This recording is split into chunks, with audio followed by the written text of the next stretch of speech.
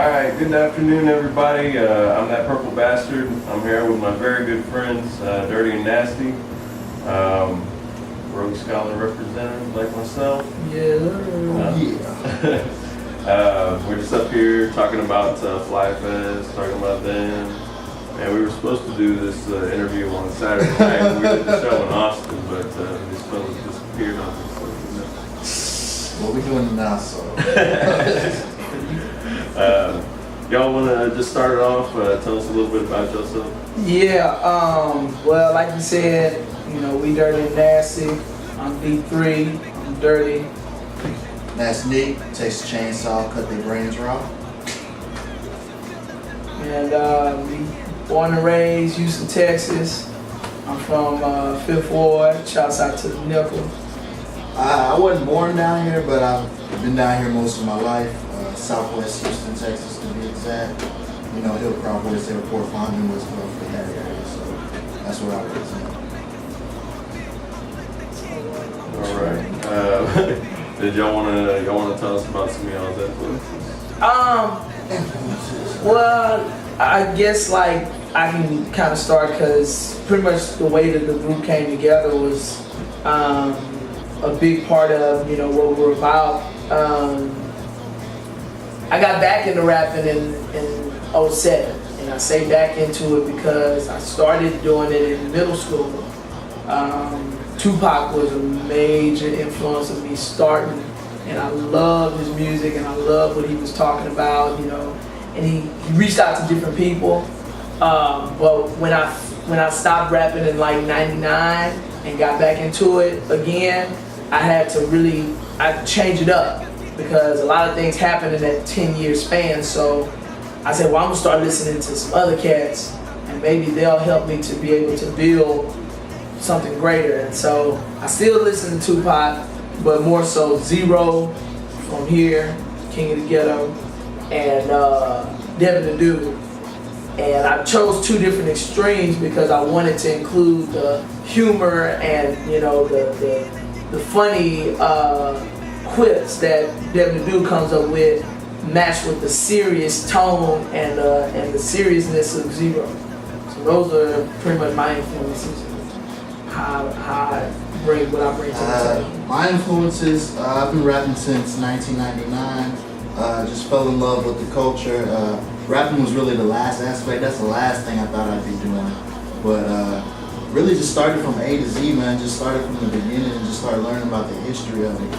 But the first person who really just, I guess, kind of inspired me to rhyme was probably Nas. Because when I heard Nas, I was like, okay, that's something I can do. Because up until that point, my references were like you were saying, Tupac, Ice Cube, just Snoop, Long Thug. And that wasn't really something that I felt like I could do. But, when I heard him and other cats like, Mos Def and Talib Kweli and people like that, that's when I started to get into it and, just really started to hone the craft.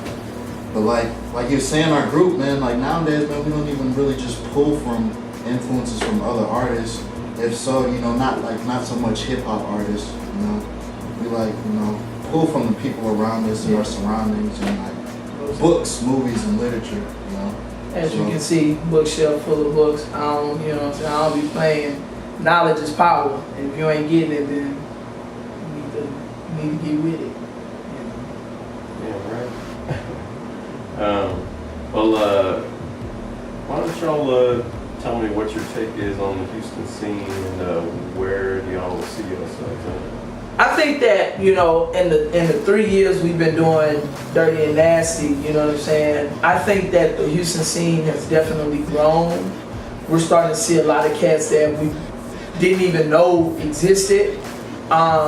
Houston is funny, Houston is one of those cities where we are the 4th largest in the nation, but we're so I almost want to say small town because of the fact that everybody knows everybody.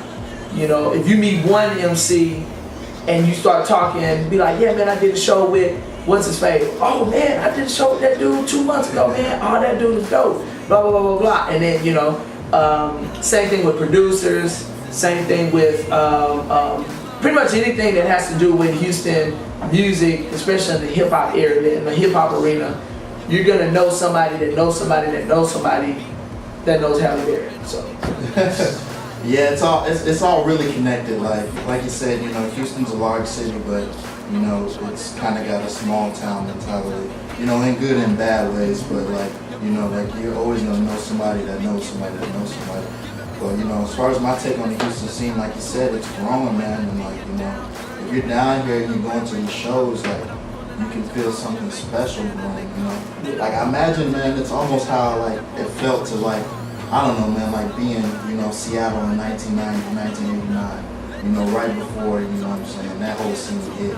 Like I really feel like, you know, there's a special group and a special core of MCs, you know, putting music out down here that, you know, in a few years, man, the world's gonna know. And they're gonna be like, damn, all these MCs and they all in one area putting out all this dope music. And it's good because it's all different, man. Like anybody, you know, taking off anybody else's style, it's just all different. You know, that's another thing I really enjoy about it. And another thing too, we also sound and we give respect, you know what I'm saying, to those that came before us. We respect them, we admire them, and we understand that they laid the groundwork for us to be able to do what we do. Sure. You know what I'm saying? Like the Screwed Up Cliques, like the South Park Coalitions, you know, the Botany Boys, the Kiki Reno, yeah, you know, all those cats, you know, and we look up to them, man. You know, regardless of what, you know, East Coast, West Coast have to say, you know, down south, we admire our forefathers too. You know, your Pimp C's, your Bun B's, those guys, they laid the foundation, they laid the groundwork really, so we can do what we do and what we feel passionate about and what we really do, man. So much respect, much respect. All right. What does FlyFest look to you? FlyFest is something that's gonna be phenomenal. It represents a paradigm shift, and I say that because never in my wildest dreams, you know, have I ever been able to conceive something that's going to go on such a grand scale in one place to have this many dope because like a lot of these cats I've seen, but I know they finna bring some A game to the table for this. Oh yeah. Because there's gonna be some dignitaries in the house, you know what I'm saying? Like what we've been naming. There's gonna be some people watching, you know, and it's gonna be, and everybody's gonna be in one place under one roof and being able to watch each other, you know. So I think it's gonna be that. I think it's gonna be the start of something fresh. And like I said earlier, man, you know, knowledge is power, and if you ain't getting it, you need to get with it, for real. You need to get with it, and if you're not, then you need to just exit out. You know, this is gonna be the mark. Yeah, this is gonna be the defining moment. You know, if you're not with it by now, you need to just exit yourself out and just go home and bake cookies or something. Yeah, we came to play, man, like for real. And I mean, we touched on this a little bit in Austin, man, like that question.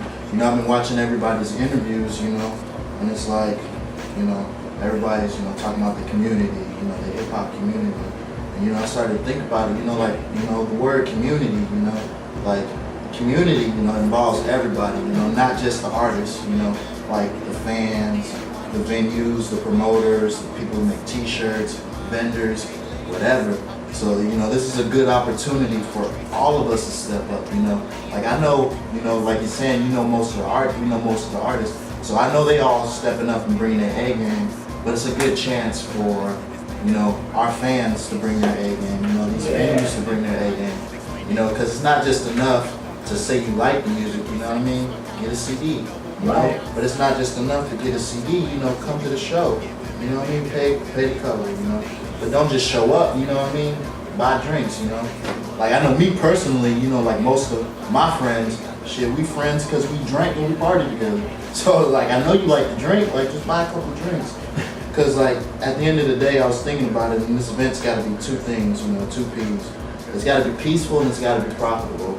I don't think we'll have a problem with the peaceful part, because our events usually, you know, don't get down like that. But the profitable part, you know, which is part of the reason why we don't get to do things like this, because at the end of the day, you know, the venue's got to make money. You know what I mean? It's good music, but, you know, it's America, you know, capitalism, you vote with your dollars, so, you know, it's a community. You know, how do you build up any community? You know, you got to put money into it. So, come support, you know, support your boys, you know, support us, you know, support, you know, your Hollywood Flosses, your Hash Browns, you know, Purple Bastard, you know, support everybody, man. Insane, all of them. Risha, the Forces, you know, support them all, man. Because if we don't, then who will? Exactly. Yeah, very nice. Dropping some knowledge on y'all. They should change their tagline from the only MCs that matter to the only MCs that get it. I think a lot of cats get it, man. Yeah, a lot of cats get it. You know that. You know. Well said, though. Well said. Well, I guess my next question, y'all kind of touched on this a little bit. Who all of y'all decided to see at FlyFest? I want to see K Reno. He actually was at a show we did at like Jet Lounge. Yeah, he was. And the dude walked in, and I was like, I recognized him, cause you know what I'm saying, like Time Traveler CD, you know. Yeah. I was like, that's K Reno, and I went over to Nats, was like, man, K Reno in the house. He went and sat in the back. We did our little ditty, you know, 3 songs. 3 songs. And you know what I'm saying? Like, you know, when you in places like that, people be just mean mugging, you know, at the front row. It's like, why'd you know how it is rapping in front of a bunch of other rappers. Yeah, exactly. So you just doing your thing, you know, going through the steps, and then you step off. Well, I'm standing at the DJ booth, and behind me, big tall dude comes up, K Reno. And man, I turned around, dude reached out, dabbed me up. He was like, man, y'all did the thing up there. And I was just like dumbfounded, because I'm like, I'm thinking, man, South Park Coalition. K Reno thought we went hard. Yeah, like, you know what I'm saying? Like, he put in the work, years, decades, you know what I'm saying? Before we even thought of rapping. Probably before we even was born, you know what I'm saying? Like, he was putting in the work, man, like I said. So I want to see him, because I've never seen him live before. I've heard his music, but I want to be able to experience it, you know what I'm saying? As far as other local rappers, man, a lot of the groups I've seen, you know what I'm saying? But I know that they gonna do something new. So, right, for this, you know what I'm saying? I mean, I'm excited to see everybody, you know what I mean? Like, you know, even when we went to Austin, y'all added something new to y'all set, which was making... We ain't gonna tell y'all what it was. It was nice, man. It made me think, like, damn, what are they gonna do at FlyFest? And like, Simple Success, because he was telling me about them. I haven't actually seen them. Jedi Master, man, because a producer said, like, I'm really curious to see, like, how it's gonna go. I think it's gonna be dope. I know it's gonna be dope, but I ain't never seen a producer set, so I mean that's gonna be some different shit. You know, I mean, you know, Forces, man, everybody, Crazy 8, man, like everybody on this bill, man, they put on a damn good show. So, you know, I'm excited to see everybody, man. You know? Y'all want to give us some kind of sneak peek of what we can expect? God created man, man created machine. Machine runs on gasoline, which comes from dinosaur creatine. Now some believe that's believing Jack with the jelly bean. Africa's children raising teens, parents ain't got no amphetamines. My niggas back at home slaying, gone on promethazine. Brothers blasting brothers, crime mothers getting by enemies. But I'm not a betting man, but I put this on everything. By any means, we all look for better means to stack some green. Very nice. Look. All right, well, one last time, it's Dirty and Nasty. Some of my favorite Houston artists, and that's from the heart, and they're great guys. On that Purple Bastard, we are signing out for FlyFest. FlyFest!